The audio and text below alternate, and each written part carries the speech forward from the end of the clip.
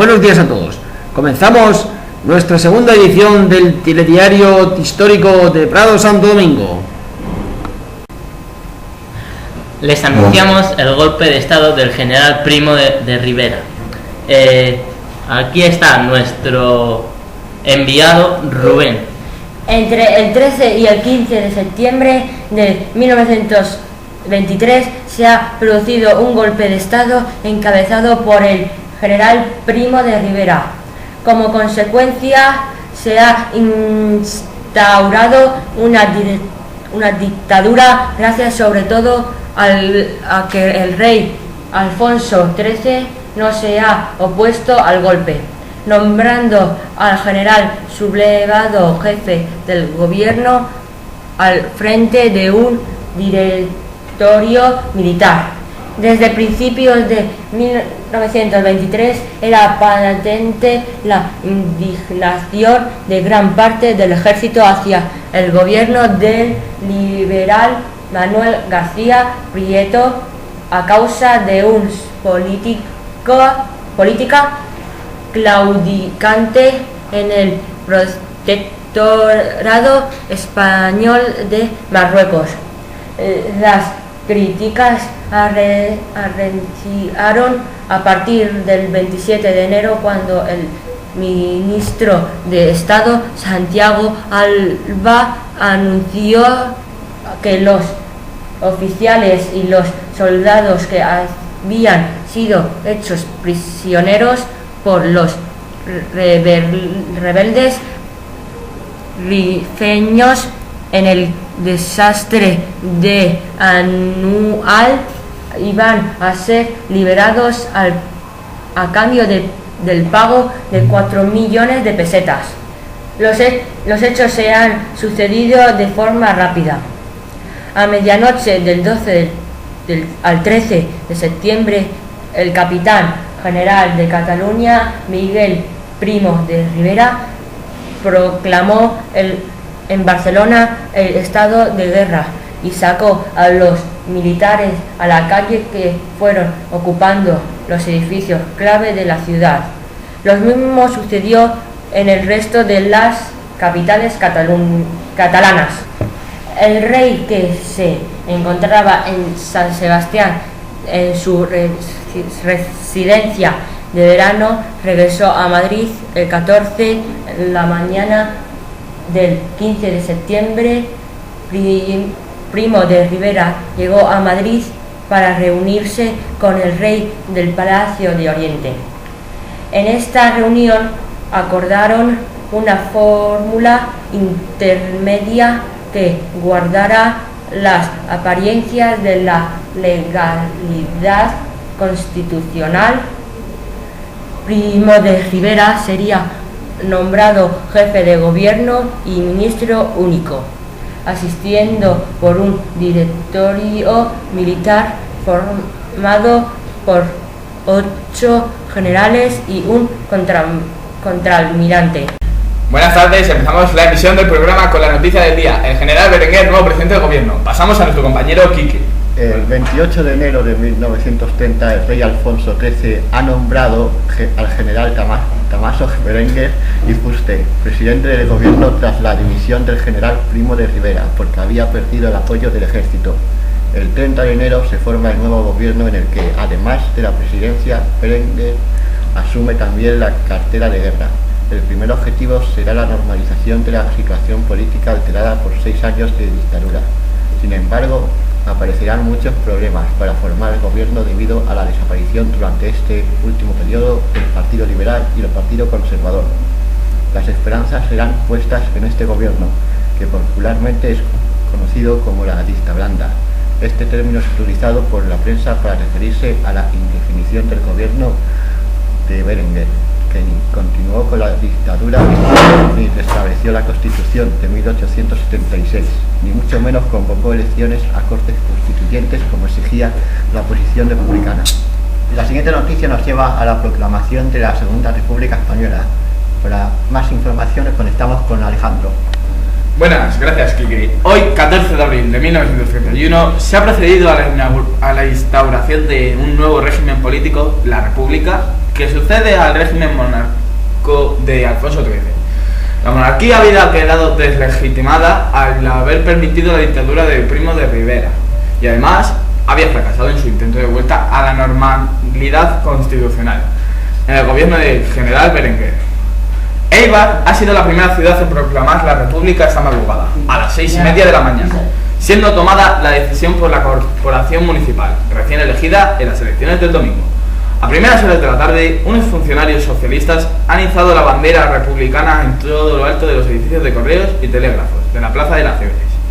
La noticia se ha difundido y una multitud se concentró en la plaza para desde allí dirigirse por la calle de Alcalá hacia Puerta del Sol, donde se encuentra el Ministerio de la Gobernación. Alrededor de las 8 de la tarde, el rey se ha despedido de los nobles y grandes de España, que habían acudido al Palacio de Oriente y abandonaban Madrid en coche en dirección a Cartagena, donde hacia las 4 de la madrugada tiene previsto embarcar con el crucero Príncipe de Asturias rumbo a Marsella.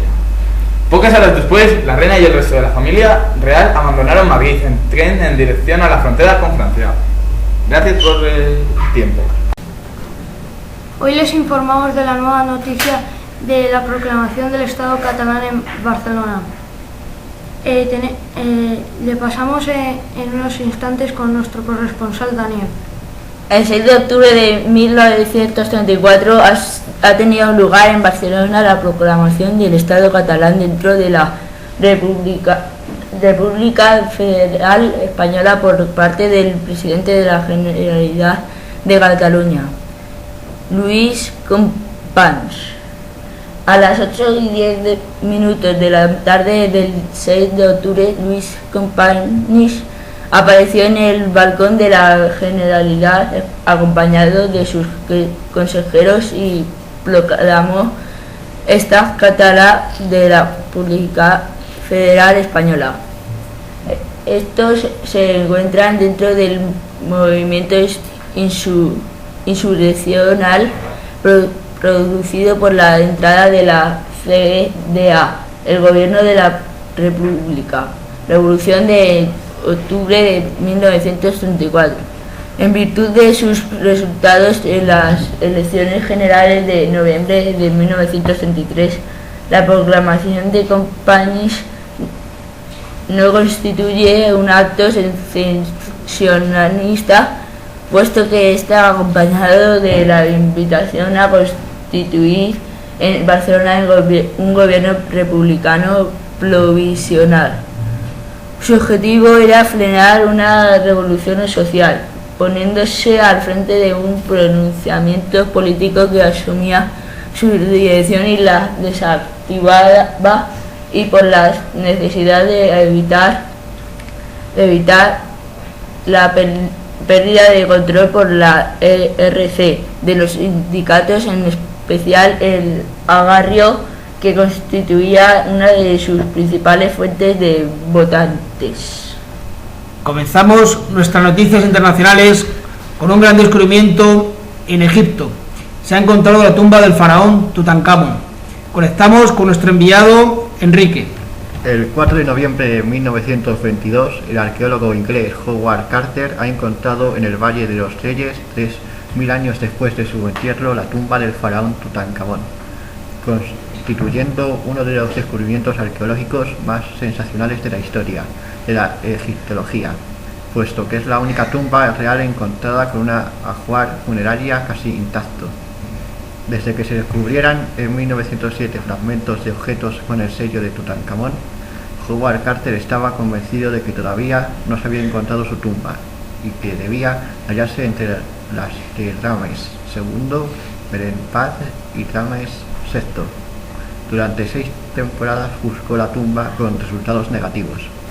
Finalmente, en una expedición sufragada por Lord Carnarvon, que gastó 25.000 libras, apareció el primero de los escalones de la tumba bajo los cimientos de unas cabañas de obreros que habían construido la tumba de Ramsés VI.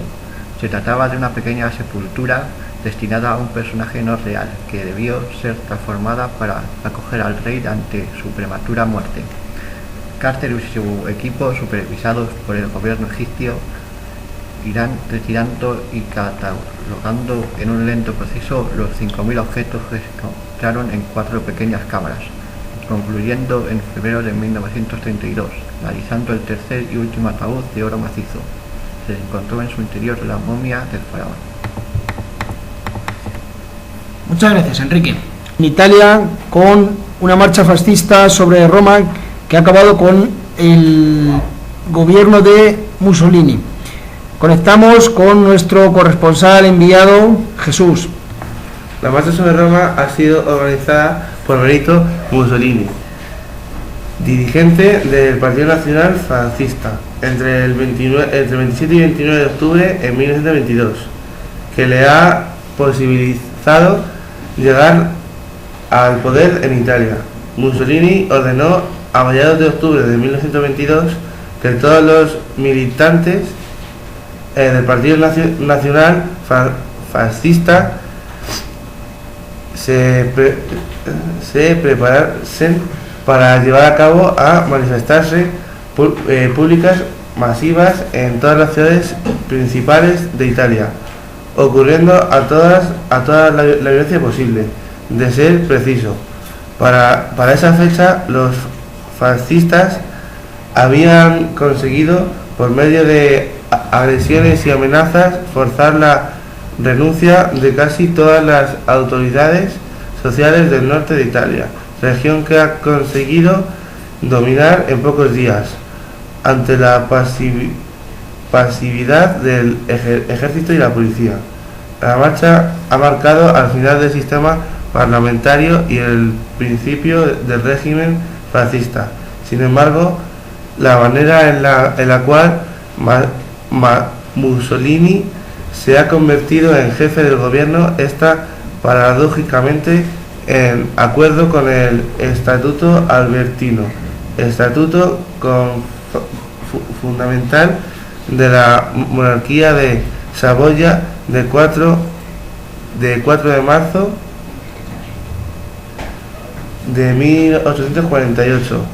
La dictadura entró en vigencia más adelante, con el asesinato de Giacomo Matteotti y la prohibición de partidos de la oposición.